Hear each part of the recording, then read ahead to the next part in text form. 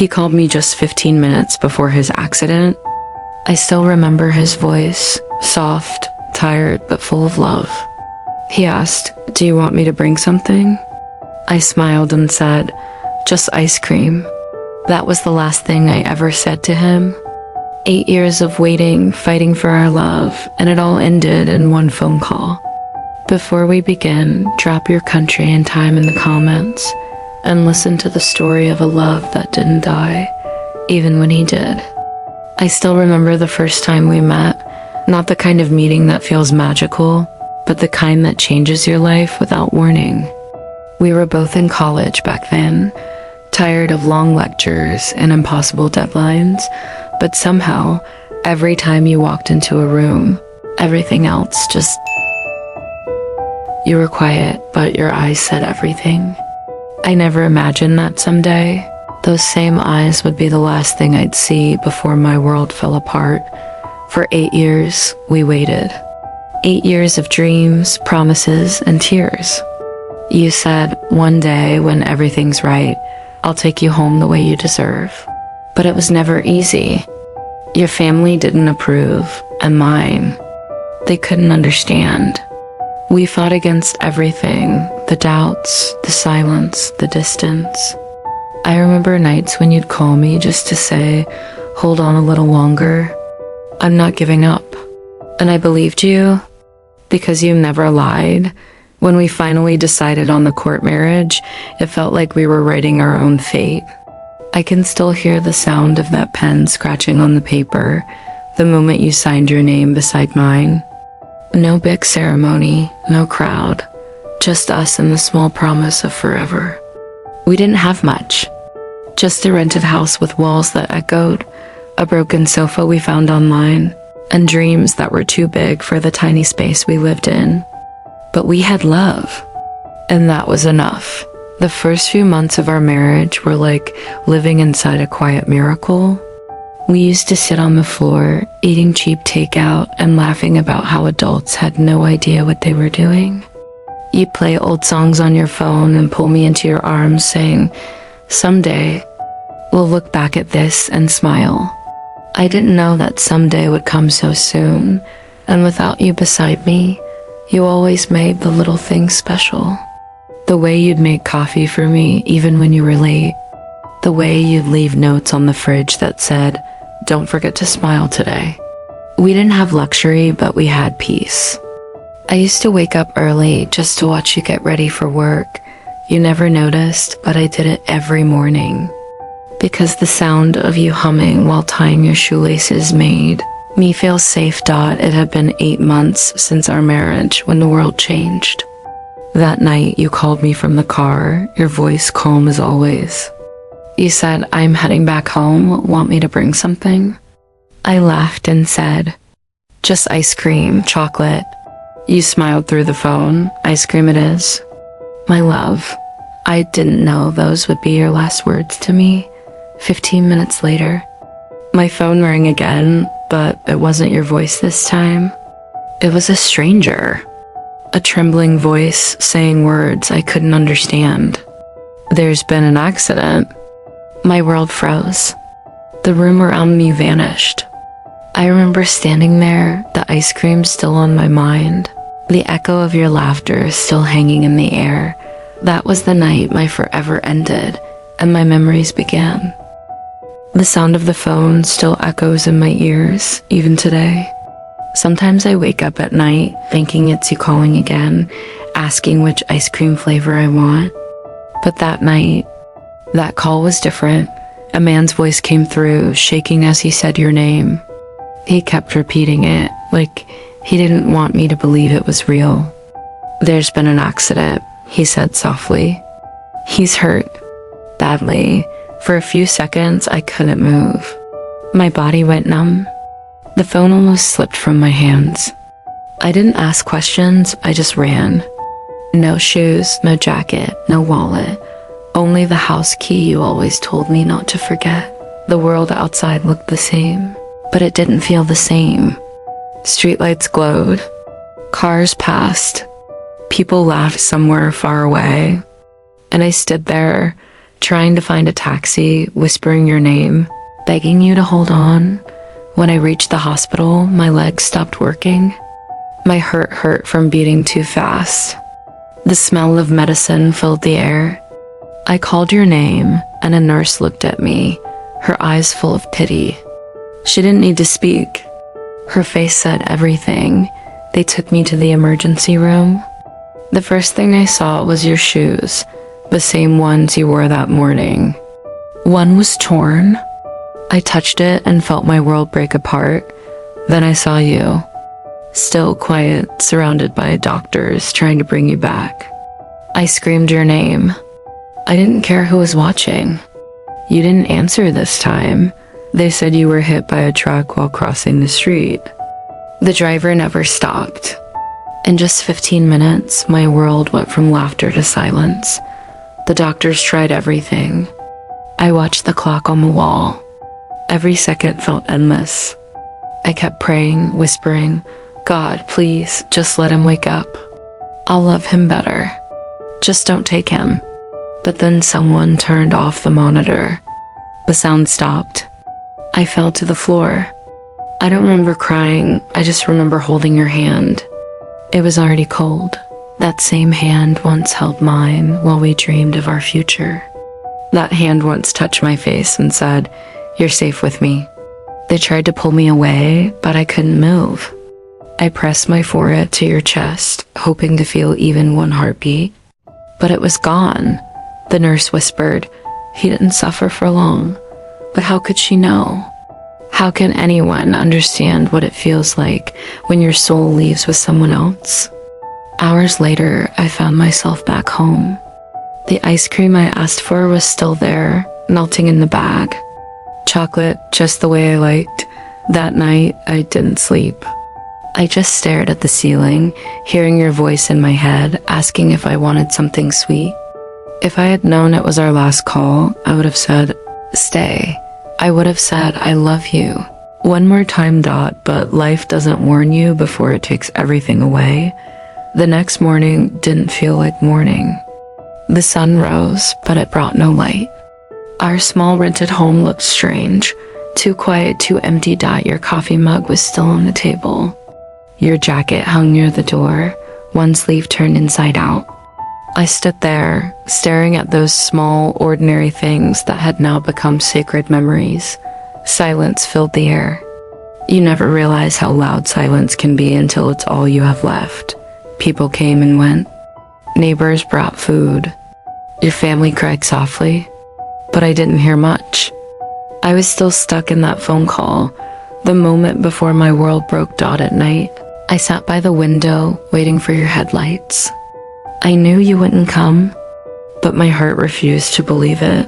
Your smell still lingered, that mix of cologne and rain. I kept one of your shirts on my pillow, pretending you were still beside me. Sometimes I'd close my eyes and whisper, "Come back." One evening, I found your phone in the drawer. The screen was cracked, but your wallpaper was still there. Our beach photo, both of us laughing. I read through our old messages. Don't forget lunch. Drive safe. Miss you already. I never realized how much love lived inside those small words. Days turned into weeks. People said time heals everything, but it didn't. It just took you further away. One night, I sat on the floor and started talking, as if you were still listening. I told you about the plants, the broken cup, the rice I still can't cook right. I cried, but somehow I felt you close. That's when I understood.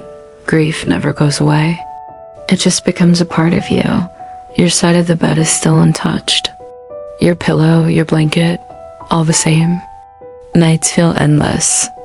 Mornings, even worse. Sometimes the wind blows through the curtains, and I swear it feels like you're there, telling me not to cry. A few weeks later, your mother came. She held my hands and said, "He loved you more than anything. Thank you for giving him happiness." I couldn't speak, only nodded, with tears in my eyes. That night, I sat beside our wedding photo, the one outside the courthouse. We were laughing because the photographer told us to be serious, and we just couldn't. You wore that sky blue shirt I loved. I thought that was forever. I didn't know forever could be this short.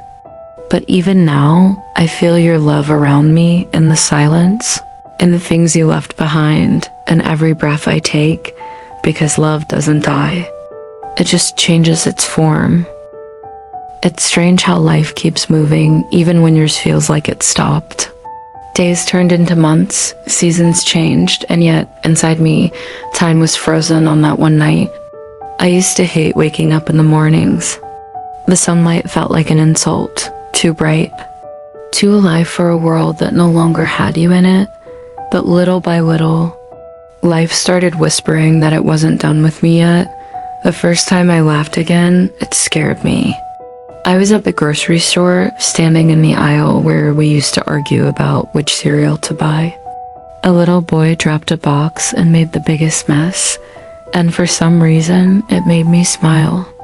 It was small, unplanned, but it was real. I remember walking out of that store feeling guilty, like I had betrayed you by smiling. But deep down, I knew you would have wanted that. You always said, no matter what happens, promise me you'll keep smiling. I started writing again. Just small notes at first, things I wished I could tell you. I'd sit by the window with a cup of coffee and pour my heart into a notebook. Some days it was just a sentence. I miss you. Other days I'd write pages about us, how we met, how we dreamed, how love still lived here, even without you. It felt like therapy. Like breathing after being underwater too long. There were still bad days, days when I couldn't get out of bed, when the silence felt too heavy. But there were also quiet moments of peace. Like when I found your old playlist and played it on a rainy evening. The music filled the room just like it used to, and for a while, it felt like you were home. I went back to work eventually. Everyone tried to be careful around me. Soft voices, polite smiles, the kind people give when they don't know what to say. But one day, a coworker said something simple that changed me. You talk about him like he's still here. And I realized he is. Not in the way I wanted, but in the way that matters. You were in the choices I made, the lessons you taught me, the strength I didn't know I had. Sometimes, I walked to the park near our old apartment, the one where we used to sit on that broken bench and talk about our future. It's still there, the bench, cracked and faded. I sit there and watch people passing by, couples holding hands, children chasing pigeons, and I feel something warm instead of empty.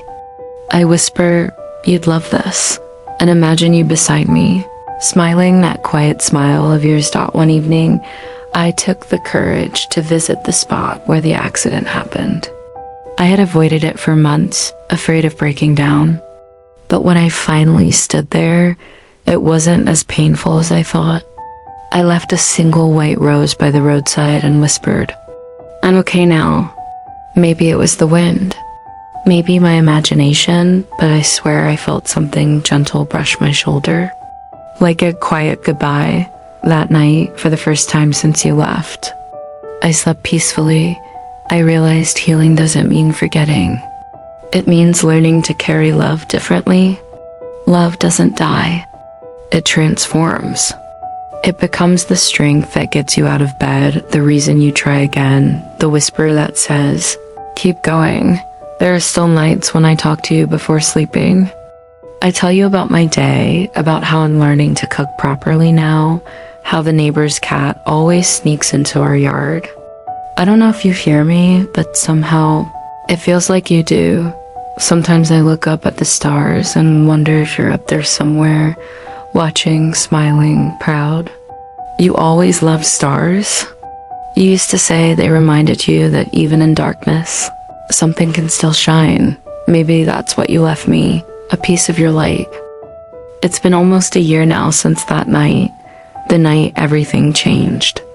Some days it still feels like yesterday, and other days it feels like another lifetime.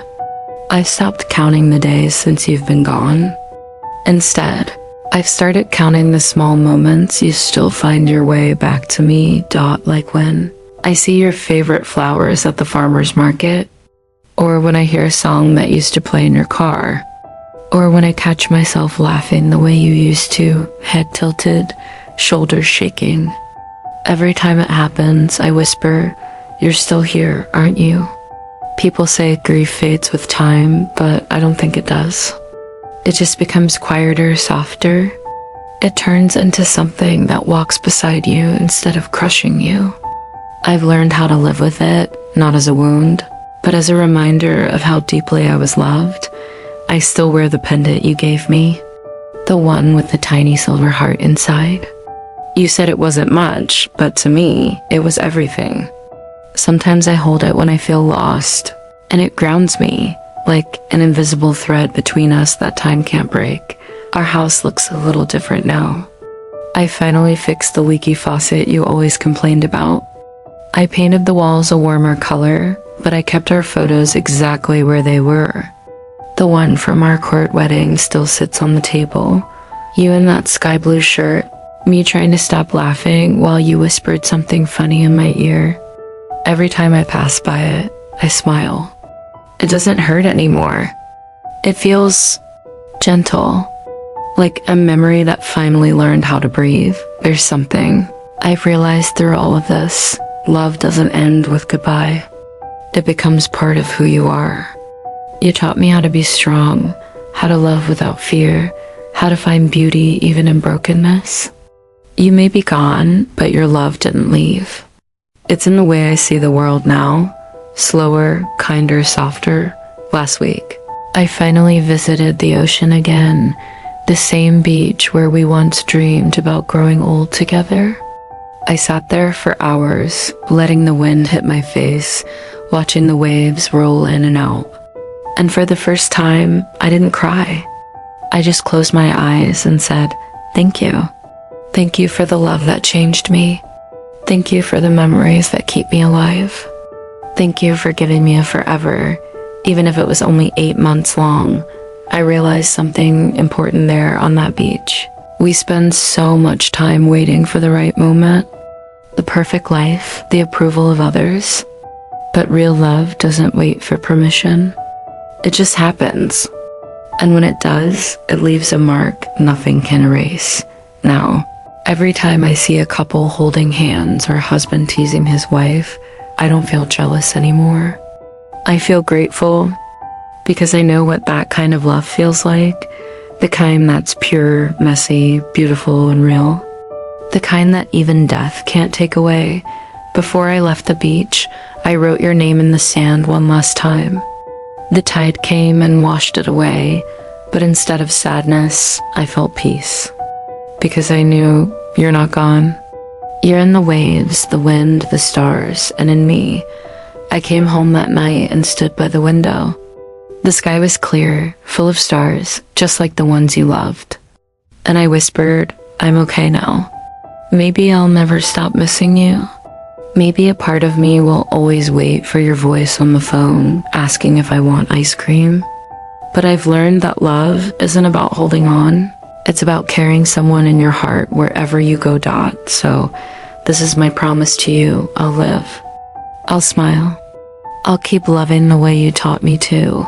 And every time I do, I'll know you're right there, smiling too, because some goodbyes aren't really endings.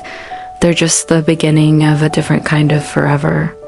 If this story touched your heart, take a moment to like, share, and subscribe. And tell me in the comments, what would you say if you had one more conversation with the person you love? Asterisk, what about you? If this story touched your soul, tell me, who came to your mind while listening? Drop a heart in the comments for someone you'll never forget. And don't leave yet. More real love stories like this are coming soon. Hit subscribe so you don't miss the next one.